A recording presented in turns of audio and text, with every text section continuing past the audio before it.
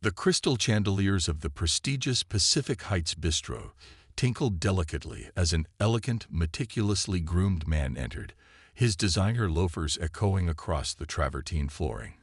Gazes shifted as Christopher Mason, an influential member of Les upper echelon, walked in with natural sophistication, recognized for his bespoke attire, perfectly coiffed locks, and a presence that verged on superiority. Christopher had earned a reputation for transforming each arrival into an event.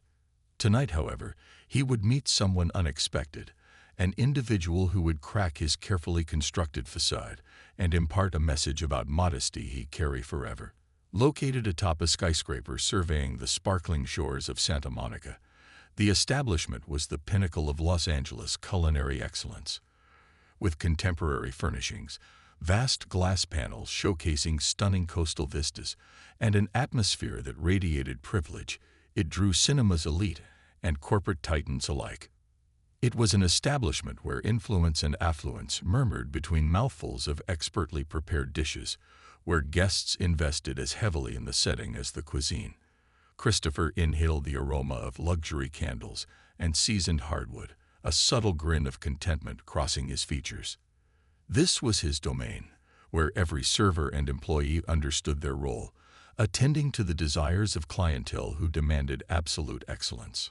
Meanwhile, Marcus Daniels, a young African-American in his late 20s, moved smoothly between tables, managing platters, and offering genuine grins. He donned the venue's traditional ebony attire, his dark spiraled hair precisely groomed, his bearing noble despite the extended shifts. Marcus embodied quiet determination. Born in Atlanta, Georgia, he had emerged from a household where perseverance was essential. After financing his education through academic awards and numerous jobs, Marcus relocated to LA, aspiring to establish himself in show business. But aspirations proved expensive, and a metropolis like LA seldom showed kindness. Employment at this establishment was intended as temporary, a transition phase, but in this city of sparkle and spectacle, interim positions frequently became permanent ones. As Christopher positioned himself at a window seat, he barely scanned the selections before dismissively gesturing. Noting the motion, Marcus squared his shoulders, pushing aside weariness from yesterday's extended hours, and approached wearing his customary courteous expression. "Good evening, sir. Welcome. May I begin with a beverage?" he inquired. Christopher maintained his downward gaze. Instead, he tweaked his platinum cufflinks and elevated his chin slightly, studying Marcus with an arched brow. "I'll take a glass of your premium scotch," he commanded, his voice laden with privilege. "And ensure it's presented neat. Absolutely no ice." Marcus hesitated, familiar with peculiar demands, but startled by the intensity of Christopher's condescension. "Of course, sir. I'll fetch that immediately," he responded, sustaining his professional manner, despite the impact of Christopher's attitude lingering. As Marcus turned toward the bar, Christopher exhaled theatrically, audible to nearby diners. "Service nowadays," he complained, displaying disapproval. "I can't fathom why finding capable staff is so challenging." Christopher's remark, delivered with intentional harshness, drew attention from surrounding patrons. Marcus sensed heat rising in his face, but concentrated on maintaining steady movement as he withdrew.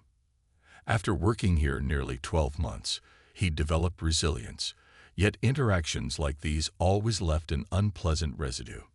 In the service area, Marcus took several steadying inhales, feeling Christopher's contempt gnawing at his confidence. He observed his image in a burnished silver platter, remembering his mother's wisdom. "Dignity remains yours unless surrendered, Marcus." Regaining focus, he poured the scotch meticulously, arranging it on a pristine tray. Upon returning to Christopher's table, Marcus placed the glass down carefully, hoping to avoid additional tension. But as Christopher raised the glass toward his mouth, his expression contorted in theatrical revulsion. "Room temperature," Christopher whispered harshly, his tone elevated enough for nearby listeners. "Is following basic instructions truly this challenging?" Marcus drew a stabilizing breath, striving to maintain composure. My apologies, sir. I'll bring another immediately. Don't trouble yourself, Christopher interrupted with a dismissive gesture. I suppose expecting excellence is unreasonable these days. He flashed Marcus a condescending smile, saturated with twisted benevolence. Let me predict, you likely can't comprehend the standards individuals of my caliber must uphold. Marcus's fingers tightened imperceptibly around the serving tray, each syllable testing his resolve. He yearned to respond, to explain that he understood dedication, that every evening in this establishment brought him closer to his aspirations. Yet he remained silent. Individuals like Christopher weren't interested in personal tales. They noticed only uniforms, only those they deemed inferior. Just as Marcus prepared to withdraw from the situation, a voice behind Christopher shattered the strained atmosphere.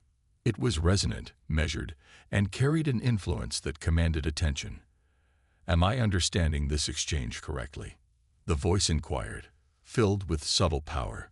Christopher stiffened, his fingers suspended midway to his drink, and gradually pivoted to confront the speaker.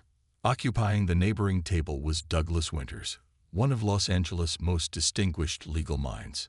In his 5th decade, Douglas possessed an imposing frame and emanated composed confidence.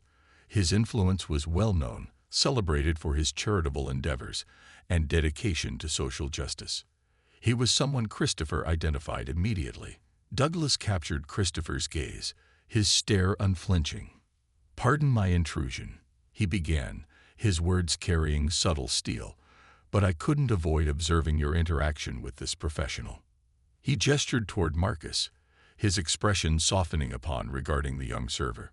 Christopher's complexion paled, his self-assured manner wavering beneath Douglas' scrutiny. "Mr. Winters, I wasn't aware. I mean," he faltered, searching for coherence, his grin strained and anxious. Douglas elevated his brow, unmoved. "What reached my ears was superiority," he proceeded, his tone controlled yet resolute. "This young professional," he motioned toward Marcus, "strives to enhance your dining experience, yet you've determined his worth based solely on his occupation." Christopher's features flushed crimson, his gaze darting across the dining room as fellow guests observed intently. His struggle to regain poise met Douglas' unwavering attention. "Dignity reflects character," Douglas stated, his message precise yet diplomatic. "Individuals like Marcus represent the foundation of venues like this. They create the essence of such establishments, warranting our appreciation." Marcus experienced a surge of validation, a sensation of honor and acknowledgement lifting his spirit. Before him stood someone he'd admired from afar, defending his dignity, confirming his value. He observed the supporting gestures from surrounding diners, their expressions now showing understanding. Douglas addressed Marcus directly. "Marcus, should you be free after your duties conclude, I'd appreciate discussing a proposition," he offered, warmth spreading across his features. "My foundation provides educational funding and professional opportunities for motivated individuals such as yourself. We'd benefit from someone possessing your perseverance and commitment."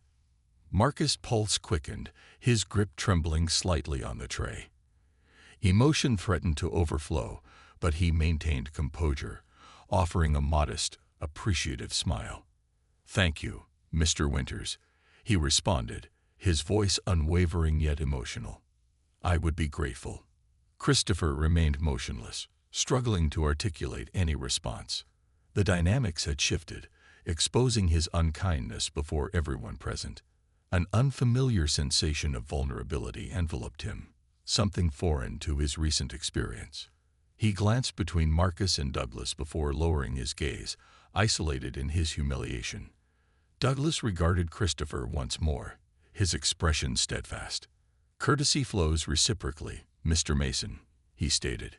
"It's something we must all demonstrate, regardless of position." With that, Douglas returned his attention to Marcus, offering a final gesture of support. The establishment watched silently as Marcus proceeded toward the kitchen, carrying himself with renewed dignity, his spirit overflowing with appreciation. His colleagues welcomed him with understanding expressions, recognizing the significance of the moment. As Christopher Mason departed that evening, his posture diminished. He carried the harsh realization that despite his affluence and position, he'd overlooked the essential truth. Genuine merit wasn't measured in luxury attire or prestigious locations, but in the fundamental grace of human decency. For Marcus, this evening marked a beginning, transforming his self-perception from service staff to an individual with aspirations, determination, and newfound self-assurance. Surveying the restaurant, his heart swelled with anticipation for the possibilities now within grasp. How would you respond witnessing such an exchange? Share your answer in comments. Subscribe for more transformative stories revealing everyday heroes, because often those we disregard hold the greatest wisdom to share.